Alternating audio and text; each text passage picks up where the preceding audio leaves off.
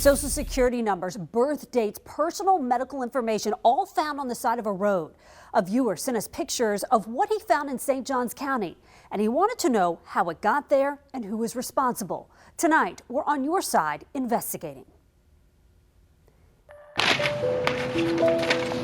Papers scattered everywhere. Piece after piece after piece of the exact same thing. Truly insanity. This is what our viewer Andrew, who asked we not use his last name, spotted when he was driving down Racetrack Road near Durbin Park Pavilion. I pulled up to the stoplight there, and there's thousands of pieces of paper blowing in the wind.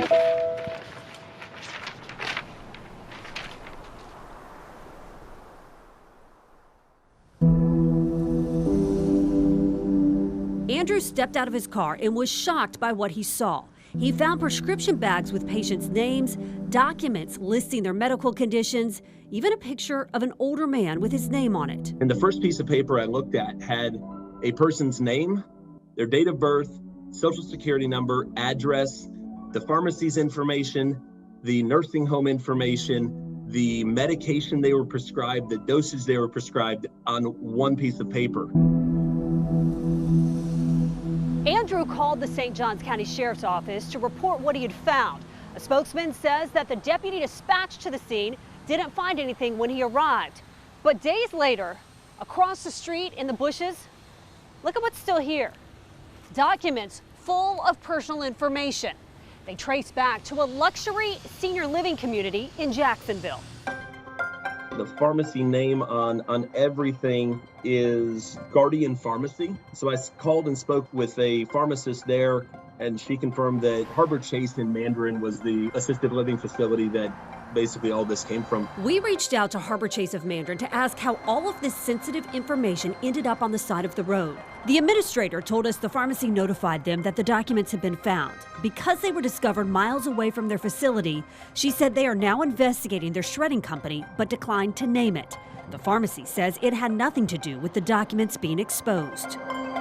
If the shredding company was properly handling the documents, this never could have happened. Attorney Sean Cronin says the release of federally protected patient health information without their consent can carry hefty fines, up to $50,000 per occurrence. They're entitled to federal protection under the HIPAA rules, the HIPAA privacy rules. The information in these scattered documents is enough for an identity thief to do a lot of damage. We tried unsuccessfully to reach the families of numerous patients, some of whom recently died. My loved one was in that facility. I would be checking their credit scores and making sure no one is opening credit on their behalf. Andrew just hopes that the information did not fall into the wrong hands. My ultimate reaction was, my good Lord, somebody's about to be in a lot of trouble, because that should not be spread along the side of the road. We reached out to the Agency for Healthcare Administration, which oversees Florida's long-term care facilities.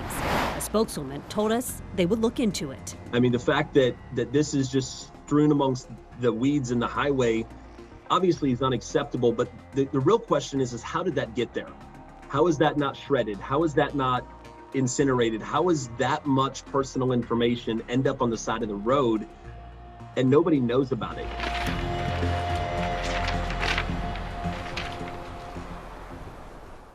Now, the Department of Health and Human Services, which investigates HIPAA violations, says it does not comment on open or potential investigations. But under federal law, any facility that handles personal medical information is required to notify individuals affected by a security breach. Harbor Chase of Mandarin says it did notify residents and families, and an active investigation is underway.